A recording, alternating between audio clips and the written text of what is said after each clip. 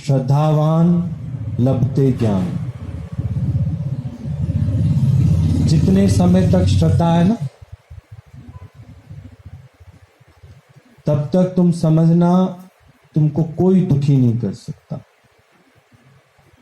पर जिस दिन अगर दुखी हो गए तो ये श्रद्धा भी नहीं रहेगी,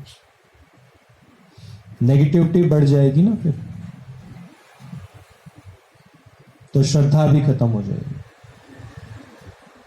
तो बार बार गुरु के चरणों में बैठकर एक संकल्प होना चाहिए कि दिन प्रतिदिन हमारी श्रद्धा बढ़े, कम ना हो। आज जो इतने बड़े कष्ट से और दुख से तुम बचे बैठे हो ना, ये सब इस श्रद्धा का, कि जिस जिसकी श्रद्धा है उस पर गुरु की कृपा बरस ही रही है दिन रात, पर दिखाई नहीं देगी। दिखाई सिर्फ तुम लोगों को ही देगी कि आज इतनी बड़ी हालत में भी हम घबराते नहीं, डगमगाते नहीं, क्योंकि गुरु का प्यार ही ऐसा है, वो कभी भी हमको गिरने नहीं देता। एनकरेज तो करता है पर डिस्करेज नहीं करता। दुनिया में तुम चले जाओ, सब तुमको डिस्करेज करेंगे, पर एक गुरु है वो तुमको कभी डिस्करेज नहीं करेगा, इनकरेज करेगा। एनकरेज का मतलब होता है वो तुम्हें हिम्मत बंधाएगा, तुम्हें साहस देगा और तुम्हें तुम्हारा सत्य स्वरूप बताएगा। तुम्हारा सत्य स्वरूप क्या है? ना भूत ना भविष्य। सत्य स्वरूप का अर्थ यही होता है।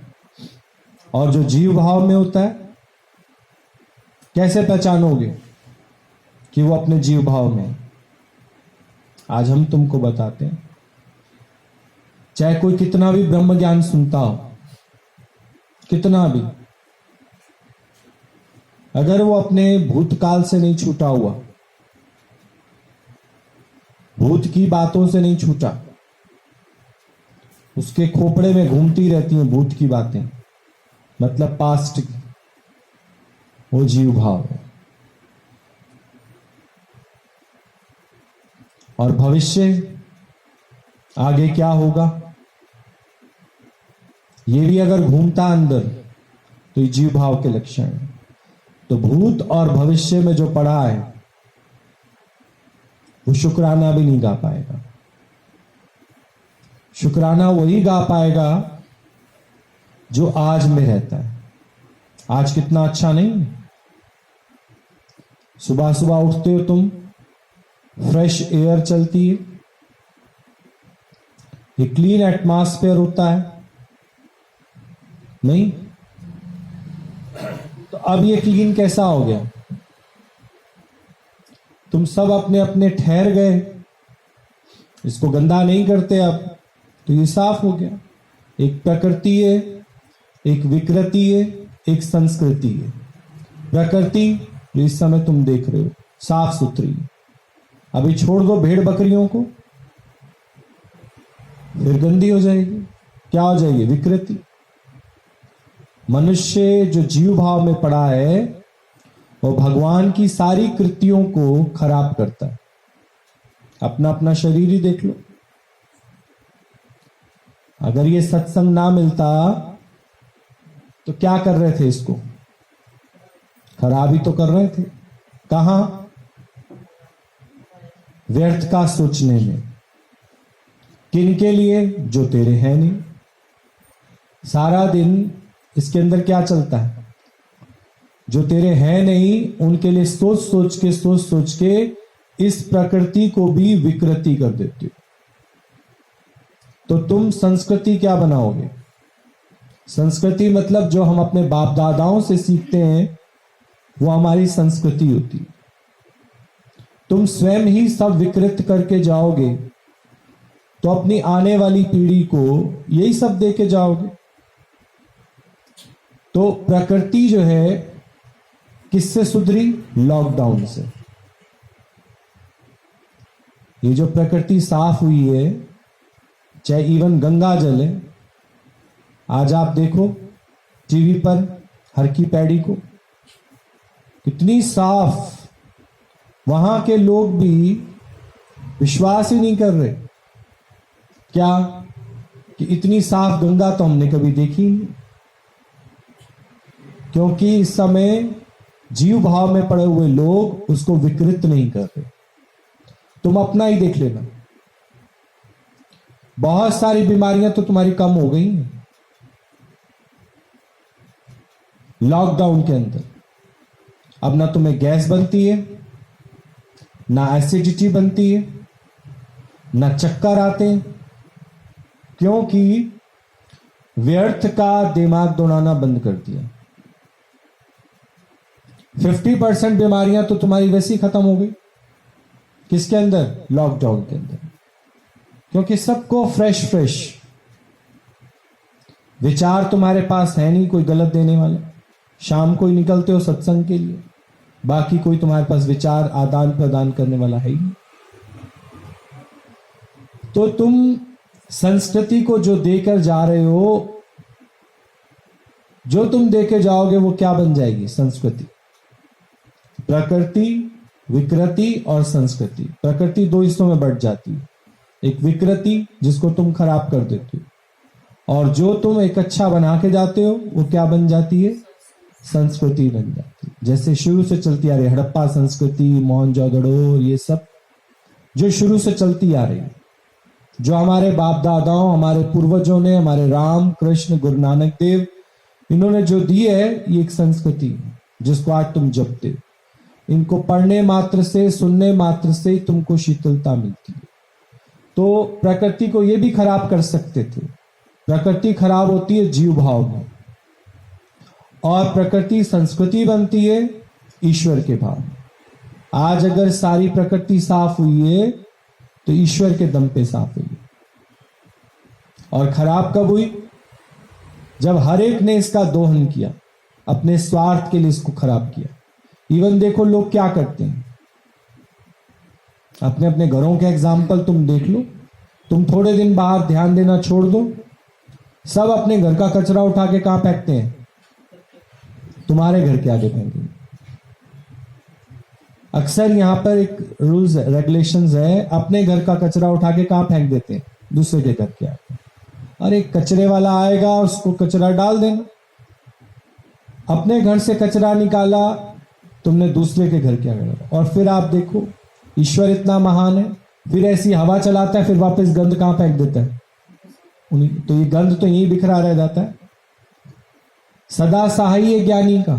अगर ज्ञानी के साथ कोई ऐसा स्टेप चलता है तो ईश्वर सदा सहाय है उसका। पर हमने क्या किया? जीव भाव में हम चाहते हैं कि हमारी जगह तो साफ हो जाए, दूसरे की क्या हो जाए? खराब हो जाए। मेरे को तो सुख मिल जाए, भले दूसरे को दुख मिलता है तो मिल जाए। पर मनुष्य वही है जो दूसरे की पीड़ा को अपनी पीड़ा समझे। दूसरे के दुख को जब तुम अपना दुख समझते हो, तब तुम देखना प्रकृति संस्कृति की ओर चली गई। और तुम अपने ही स्वार्थ के लिए जीते रहते हो, तो वो प्रकृति विकृति की ओर चली जाती है। चाहे बोले एसी में सो जाओ, अगर इसकी आदत पड़ गई तो प्रकृति किस में जा रही है? विकृति में। नहीं, सोच के देख लो। जो जो चीजें हमने अपने अनुकूल बना ली हैं, चलो गैस पर खाना, मिक्सी पे पीसना, ये सारे क्या है? हमारे शरीर को विकृति तो कर रहे हैं। पर ज्ञानी को विकृति इसलिए नहीं होती क्योंकि उसके विचार इतने शांत हैं, सुलभ हैं, सहज हैं कि अगर उसको कभी इनके अलावा भी रहना पड़ता है तो वो रह सकता है। तो प्रकृति उसकी विकृति नहीं हुई। नहीं तो आप देख लो, हर एक आदमी को जॉइंट पेन है, शरीर में कहीं ना कहीं दर्द है, कोई ना कोई दिक्कत है ही है शरीर में। शरीर क्या हो गए सबके? फिर विकृत हो गए। जितना तुम इसको कंफर्ट्स देते हो, जितना इसको सुखदायी बनाने की कोशिश करते हो, ये सारी प्रकृति क्या हो गई है? विकृति हो गई। पर जब हम इस मैं से हटकर और एक अच्छे वातावरण को बनाते हैं तप से, तपस्या से, तो तपस्या क्या है? जिस हाल में प्रभु रखे उस हाल में खुश रहो। ना भूत का सोचो ना भविष्य का। भूत चला गया, भविष्य आएगा तो देखा जाएगा।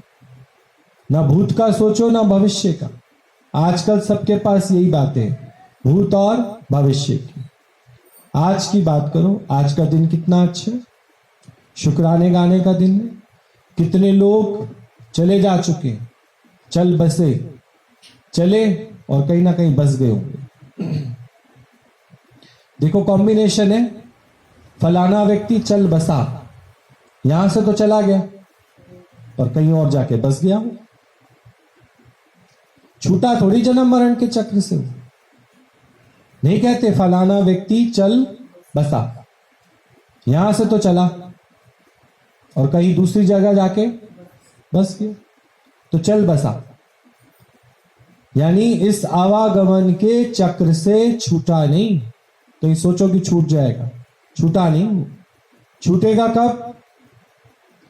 जब प्रकृति से मिलकर वो एक हो जाए। प्रकृति को विकृत नहीं करेगा, प्रकृति से मिलकर एक हो जाए। और वो तभी हो सकता है जब हम शुक्राने गाना सीख जाए। हर हाल में जो दादा का शुक्र मनाता है, उनके ही घर में होती खुशियों की बरसातें। हर हाल में, कैसी भी हालत क्यों ना आए, पर हमारे पास, हमारी जिह्वा पर शुक्राने ही होने चाहिए।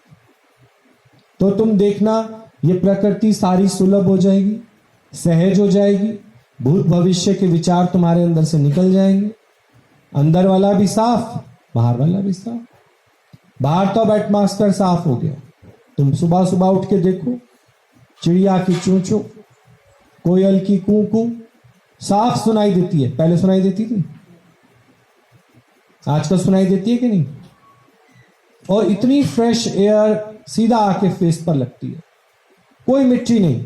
अब आप देख लो, घरों में कहां आ रही है मिट्टी है? पहले मण मिट्टी निकालते थे घरों से, अभी आ रही है मिट्टी कोई? क्यों नहीं आ रही? एटमॉस्फेयर साफ हो गया। लोगों ने प्रकृति को खराब करना छोड़ दिया।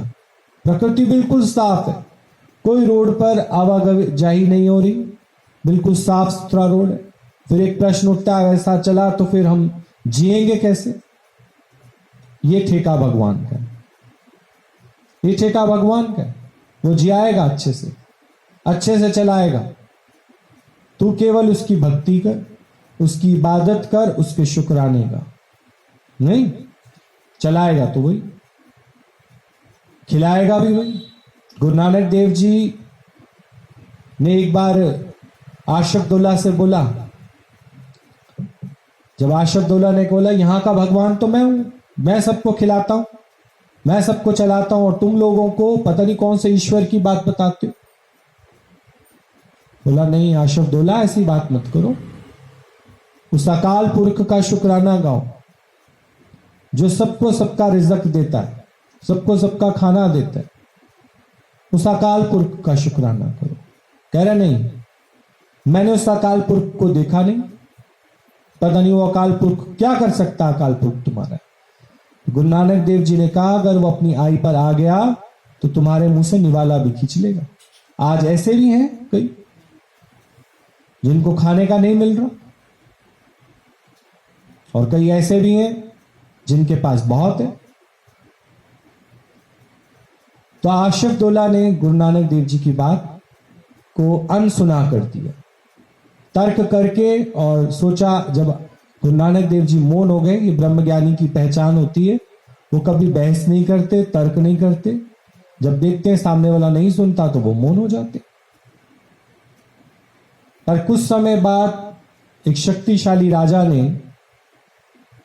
आशफदौला के राज्य पर चढ़ाई कर दी और उसको बंदी बना लिया, और पूरे राज्य में ऐलान करा दिया कि मैं ये देख ना लूं कि आशफदौला को कोई रोटी दे दे, खाना पीना दे दे। अब आशफदौला को उसके महल से उठाकर कारागार में ले जाया जा रहा था। उसे बहुत भूख लग रही थी। रास्ते में जब खेतों में से लॉरी निकल रही थी तो एक औरत जो है तंदूर पे रोटी बना रही थी। आशफदौला ने बोला, माई क्या एक रोटी मिल जाएगी? अच्छा साफ सुथरा टाइम था। उसने बोला, हाँ क्यों नहीं। उसने फटाफट एक फुल्का रोटी बनाई और गरम गरम रोटी उसको पकड़ा दी। उसका मुंह ढका हुआ था आशफदौला का। जैसे उसने एक कोर डाला मुंह में और औरत ने कहा, मुंह क्यों ढक रखा है? कहीं ऐसा तो नहीं तुम आशफदौला हो? बोला, हाँ हूं तो आशफदौला। उसके मुंह से ही ग्रास निकाल दिया औरत ने। बोला, भी तेरे को तो हमारे यहाँ के राजा ने मना कर दिया, अब तो राजा कोई और है। सदा न संग सहेलियां, सदा न काला केश, सदा न इस जग जीवना। अब ये जग देखो बदलता हुआ नहीं आ रहा, नया युग आ गया। तुम लोगों को नहीं दिखाई दे रहा होगा पर नया युग आ गया। हर चीज की कीमतें देखना अपने आप बदल जाएंगी। बड़े बड़े जो बिजनेस थे, बड़ी बड़ी फैक्ट्रियां, छोटे छोटे कारखाने बन जाएंगे। फिर से लोग साइकिलों पे चलेंगे, फिर से लकड़ियां काट काट के लाओ, अंगीठियां जलाओ। ये सब अभी से प्रैक्टिस कर लो। फिर से वही टाइम आ जाएगा, साफ सुथरा टाइम, कम लोग, अधिक लोग भी नहीं। या अधिक सारे लोग तो सब निकल निकल के जा रहे हैं। कितनी सारी आबादी तो देखो खत्म हो गई और हो जाएगी जल्दी। इतनी तीव्रता से खत्म हो रही है क्योंकि बाकी बीमारियों के तो इलाज भी थे, इस बीमारी का इलाज भी नहीं है। तीव्रता से खत्म होते जा रहे हैं। तो बहुत कम आबादी रह जाएगी, कम पैसा रह जाएगा लोगों के हाथ में, सब कुछ कम कम, जैसे आज से 25-30 साल पहले हुआ करता था। सब कुछ कम कम कम। आराम और अमन और चैन की जिंदगी हो जाएगी सबकी। नहीं, जो सब पैसे के पीछे भाग रहे थे, ये कर ले वो कर ले वो कर ले, अभी सब अपनी जान बचाने में लगे हैं। अभी तो किसी को पैसे का चिंतन थोड़ी है, अभी तो सब अपनी जान बचा रहे हैं। तो आशफदौला को उस समय गुरु नानक देव जी की बात याद आ गई कि वाकई में भगवान अगर अपनी आई पर आ जाए तो हमारे मुंह से निवाला भी खींच सकता है। इसलिए उठते बैठते सोते जागते उस हरि का गुणगान करो। बस काम करो, काम की मनाही नहीं, पर इतना भी नहीं कि हरि को भूल जाओ। ठीक।